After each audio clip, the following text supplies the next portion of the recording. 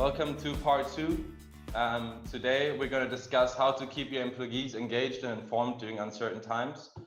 We have 3 learning goals for you guys today. The first one is how to inform and guide your staff while everybody's working from home.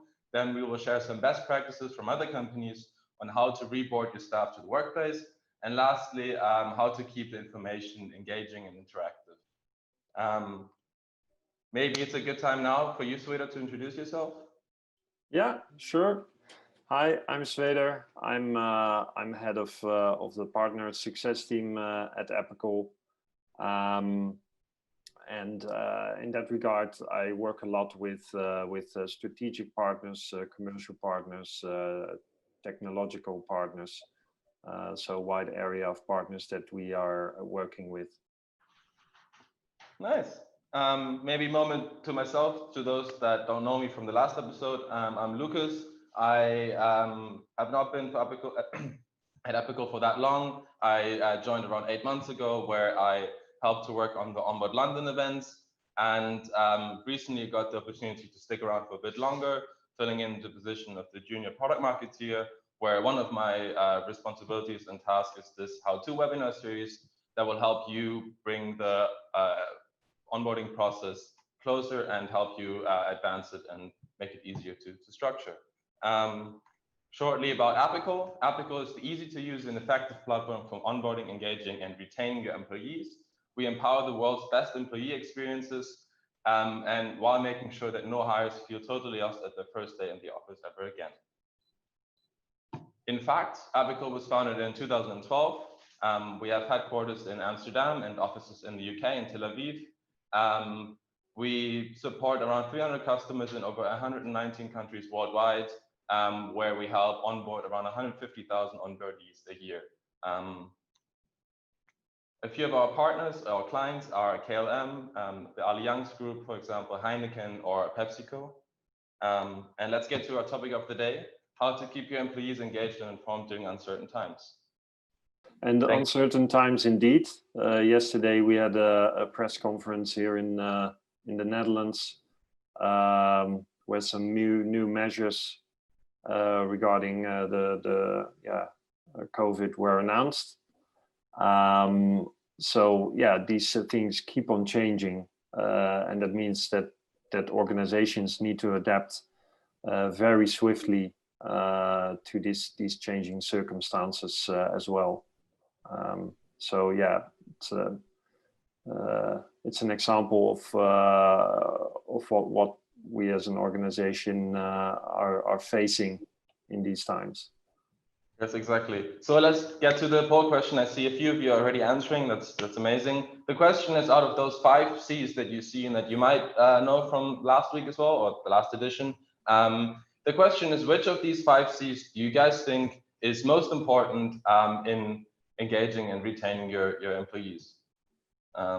Let's give it 15 more seconds, and then we can share the results. Okay. As we can see, a large portion of you guys believe that connection is the most important thing. What do you think, Sweder? What has your experience taught you? Yeah, I would say culture, but culture obviously taps into everything, right? Yeah, it's intertwined with all the C's that you see here. Because if you don't have a strong culture, it will be hard to establish connection between your employees and between the management and employees.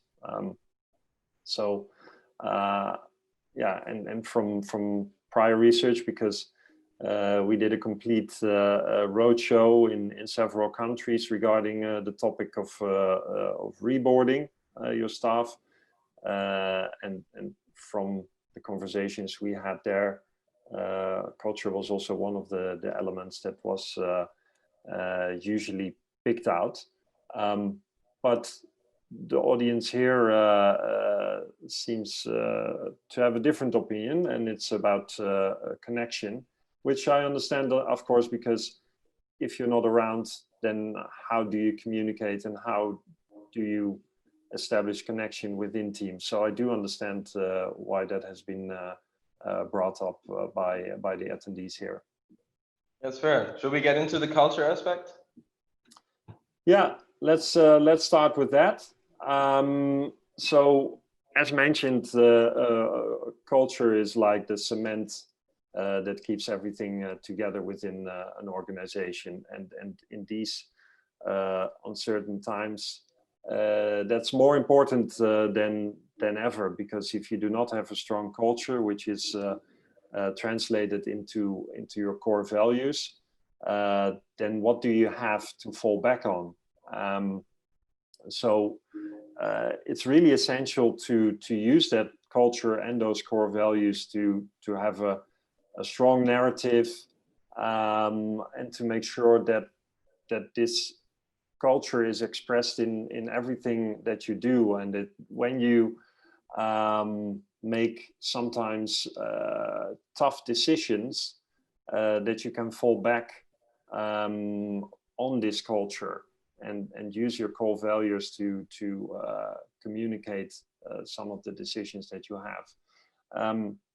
Another thing is, it shouldn't be a one-way street, right? That you, as an HR manager, or as the board or the management, come up with some decisions, some measures, and share that with the team. It should be a two-way street. So also enable your staff to come up with ideas how to strengthen the culture, but maybe also what things that are part of your culture that might not be so beneficial you can get away with. So which parts should you change, or even try to eliminate from your culture? So create an open dialogue about this in these times. Yeah, exactly. Maybe a good example now to share is the Share the Love campaign. Do you have a bit more to say about this? Yeah, so one of our customers is the SH Hotel Group, and obviously the hospitality sector has been highly affected by the whole Corona epidemic, and a lot of the staff there was furloughed, sitting at home, so not working basically, and what they did to be able to engage with their staff was something that really tapped in very well in one of their core values, which is love. So they have an internal communication platform where they every week they would have a different topic, a campaign where you could share something that would tap into that love value. And this is an example of a throwback campaign. So all the staff was encouraged to share old pictures of back in the days, just to relive some of those moments that you had together with your colleagues while you were still at your workplace. Exactly. We mentioned this already, and you guys, the audience, also thought that connection was the largest thing. And you, Sweder, mentioned that culture and connection are, closely intertwined. So I'd say we move on to the next one and discuss the connect part. Yeah, and connection obviously has a lot to do with communication. So how do you communicate? We have a lot of tools available for that right now. I do notice that sometimes I get a bit of a Zoom or a Teams or a Hangouts fatigue, and sometimes I just pick up the phone to call a colleague, just to have a bit of a different type of connection, but make sure that when you communicate as an organization, that you do it transparent, that you are open about where you are as an organization, if there are any changes expected, any layoffs coming up, or any strategic decisions that are being made. Some organizations really need to make a switch of business model. And I already mentioned that enabling a dialogue between you as HR or management and your staff, but also between peers amongst themselves, and get learnings out of that. That is really important in working with a remote workforce. We all have all the tools. You can use WhatsApp, you can use Slack, you can use everything to communicate. And as a manager, also be open to that. You know, just if someone calls you in the evening, make sure that you are available, because sometimes people during the day are working at home with children, and they will not be able to have a conversation with you. So make sure that you are available for them. And obviously, also make sure that your employees can share the emotions that they have, because with this uncertainty come a lot of different emotions, and you need to be open for that. Yeah. Shall we go to the example of a good example of how to connect with your employees? Yeah, this is an example of the CEO of Viceroy. And he was also obviously working from home. And what he did a baking contest with all of his employees. So he had his own recipe. I think it was still from his Irish grandmother. And he challenged all of his employees to share their own baking recipe and post a video of that on their internal communication channels. So you would see the greatest creations of bread, cakes, and so forth. So this was a really good example of a connection from top down, from the CEO with all the employees working at Viceroy. Yeah, exactly. Moving on to the caring aspect, surely also an important part of the culture and the connection within the culture and within the team. Yeah. Normally, the fifth C that we use is around creativity, but in this instance, we use the care element, because in a situation like this, with changes in crisis following up on each other, this is the moment that you can really stand out as an organization, when you show that you care for your employees. And one way of caring is by taking away at least the internal uncertainty. You cannot take away the external uncertainty, take away the internal uncertainty. So be very transparent in what you are doing as an organization. And also all the tough decisions that HR needs to take in these times. Communicate as much as possible with the common narrative where you stand, not just financially, but also strategic. And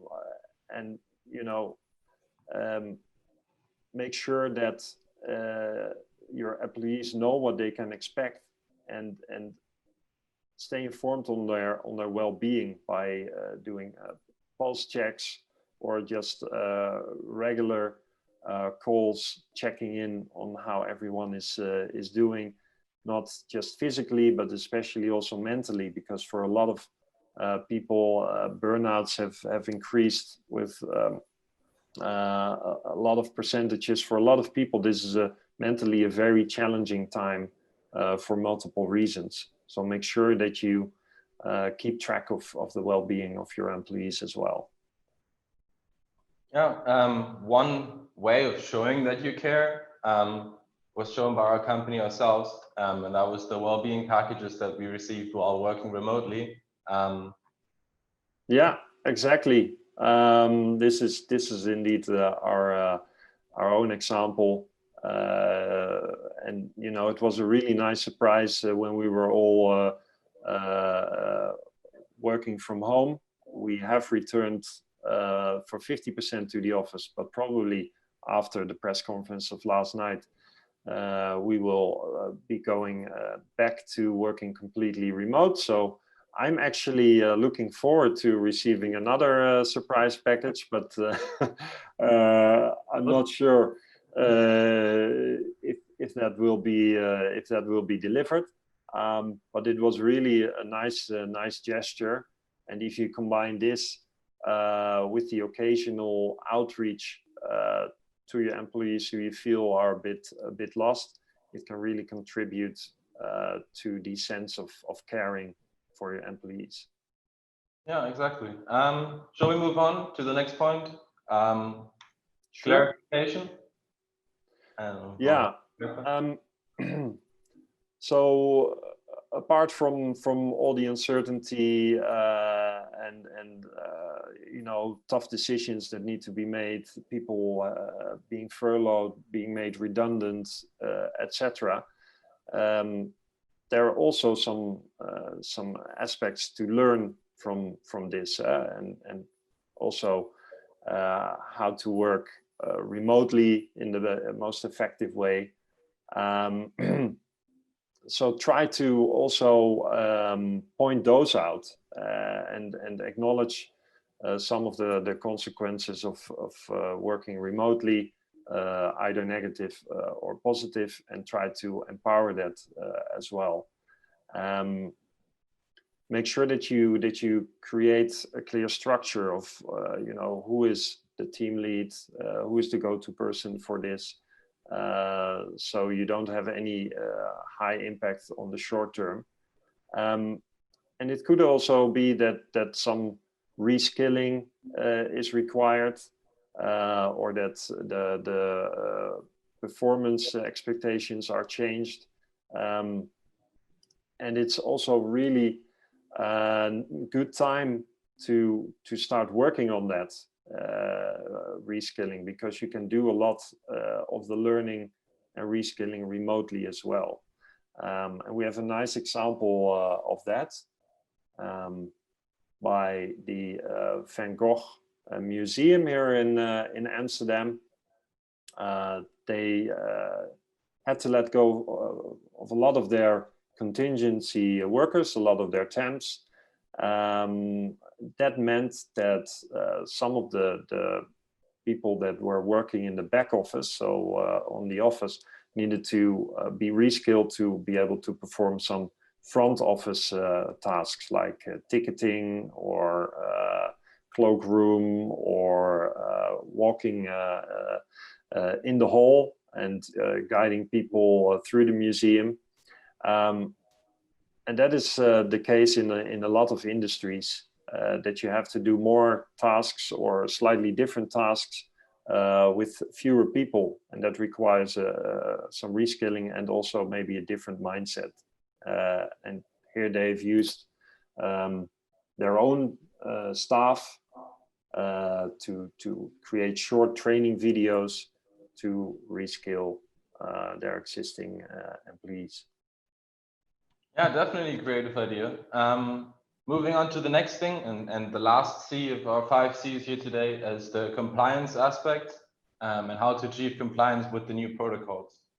Yeah, and that is obviously the most logical C in this regard, Usually when you talk about compliance, it's rather dry and maybe a bit dull and dusty topic. But now it is very essential, it's vital. Like what can and can't you do in terms of hygiene? And there's no room for interpretation, because there's regulation coming out of the local Ministry of Health, and you need to implement that within your workplace, and even try to stimulate people to adhere to these regulations when they are working from home. So make sure that they are not gathering or going to parties with a lot of people, and that they maintain the distance.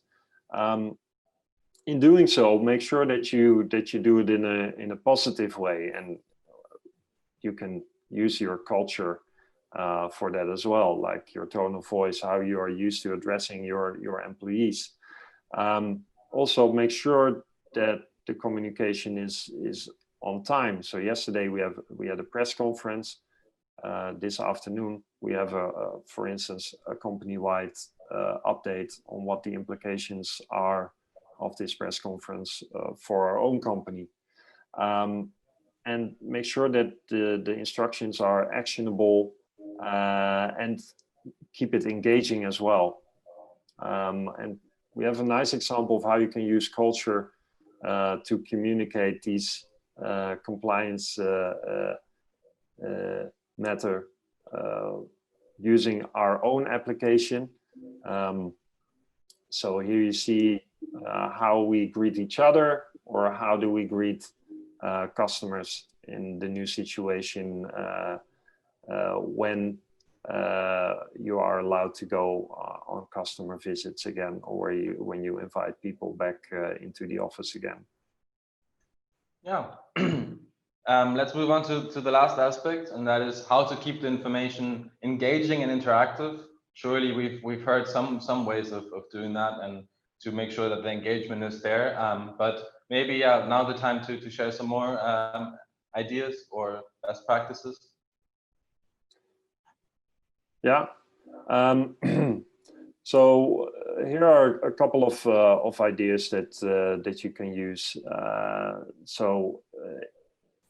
You can try to make an infographic around the new compliance measures at the workplace. Try to do a bit more with video instead of emails. We, for instance, use Slack, and we encourage people to upload some videos, for instance, on how their day was, or if they have anything to share. Obviously, you want to keep your senior staff up to date as well. So make sure that they join a lot of meetings throughout the teams to remain aligned with the staff, and also to be able to let team members express concerns about some of the things that are going on. What we did when we were in complete lockdown, we had a lot of interactive virtual team drinks where we had games and MTV Cribs, and bring your pets or kids in front of the camera, because as it is, if you are working from home, basically when you are in a video call, your colleagues or the ones that you are calling with, they are the guests in your house. So for instance, my own children would not understand that I'm calling with someone other than their grandma through the video calls, because that is what they are used to. So if they come to me to ask who this is, then I just introduce them. to who I'm talking to, and this should not be an issue. Try to do also daily stand-ups to keep that alignment within the team. Doesn't need to be very long. You can do 10-15 minutes, and make sure that you rotate within the team who is hosting it every week. And Lukas, you had a nice example also of what you do within your team. Maybe you can tell about correct. that. We, like you mentioned, we switch it up every week, and having a different member of our marketing department host the virtual daily stand-ups. And yeah, one week, for example, we did a yoga course in the morning of just 5 minutes, sitting in your chair, where we found a good YouTube video that quickly, guides us through it. Or sometimes we have some interactive games that are quick, like 5 to 10 minutes, that allow us to start the day a bit differently, and keep the engagement and the alignment within us in the team, safe and there. But yeah, definitely, I agree. And I think we're wrapped up that part as well. So let's get to the summary slide. And in summary, today we discussed of how to keep your employees engaged and informed during these uncertain times. Sweder did a great job of going into how to maintain a strong narrative of your culture and how to express it in every situation as possible. Another thing that we discussed is how to change the responsibility of the weekly virtual meetings, something that I just mentioned. And lastly, go the extra mile when showing your employees that you care. The caring aspect, as mentioned by Sweder, is something that is pretty important in these times. And yeah, we hope that the things that we mentioned could teach you a little bit more and could help you, design the reboarding process for your employees a bit better. Now is the time to ask questions. We've already reached a few questions already, but yeah, take the time to go in the Q&A function and ask what's on your mind. Okay, maybe starting with the first question from Ard. Do you see reboarding your staff as a process of days or weeks? I think it's a continuous process, and it will last until probably end next year. The compliance part is a part of is a matter of days, but I think especially taking into regard the mental aspect, you really need to guide that in a way that is not a beginning and an end. It's continuous. So I would say it's continuous until this whole episode end. And as I mentioned, things keep on changing, not just in the Netherlands, but also in the surrounding countries. There's press conferences with new measures being held all the time, and that really has an effect on people. So it's a process that will last for the time to come. Yeah. Maybe the next question from Lorenzo. Sure that new employees will be productive while working remotely. Yeah, well, now it's a bit preaching for our own, because obviously Appical is originally a digital onboarding platform, and we support remote onboarding. Obviously, technology cannot replace everything, and it should be supported by having a lot of virtual meetups, and having a good, really structured 90-day onboarding plan with all the milestones in there that the new hire needs to go through.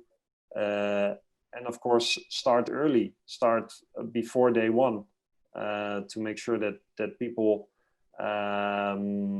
know what to expect and know what to do when they are working remotely. I hope that answers your question, Lorenzo. Maybe another question, and that's more on the flip side, of course. With now the new announcement coming out, we might not expect that situation to happen anytime soon. But what do we do if one of your employees or your colleagues does not want to return to the office but want to continue working from home? How do you handle that situation if it's desired by the organization, for example, to bring back their employees at some point?